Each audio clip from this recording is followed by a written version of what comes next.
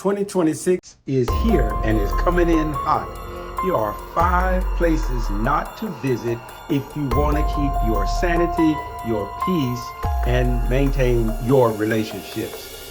Let's get right into it. Number 1, don't visit or go to the extra mile. While excellence is good, exhaustion is not a good thing for you. All it does is overwhelm you. People know what you can do. They know your excellence. They know what you're capable of. Give people what they require and nothing more in this season. Do not promise or overextend yourself in this season. Number 2, the I'll just handle it myself zone. This is the place where people secretly burn out. Help is a good thing. Isolation is not a good thing. Being by yourself does not always serve you. Trying to do things on your own is not always a strength. Learn the balance between independence and asking for help. Number 3, the comparison trap.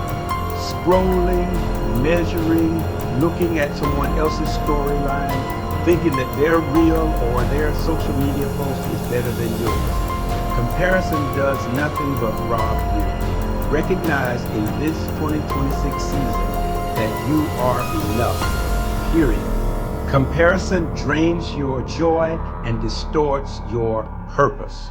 Number 4, the people pleasers detour. This is where you say yes, but you really should say no. This is where you're smiling on the outside, but inside you're overwhelmed.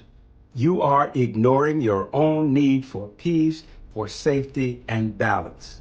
People pleasing at its core is really not about making sure everybody has what they want. It really is avoidance. You don't want the conflict or the confrontation. Challenge that, fix that in 2026. And number 5, I will rest later, Fantasy Island. But later never comes. Rest never gets scheduled. Stress, illness, or emotional breakdown is usually in store if you ignore your peace and getting enough rest.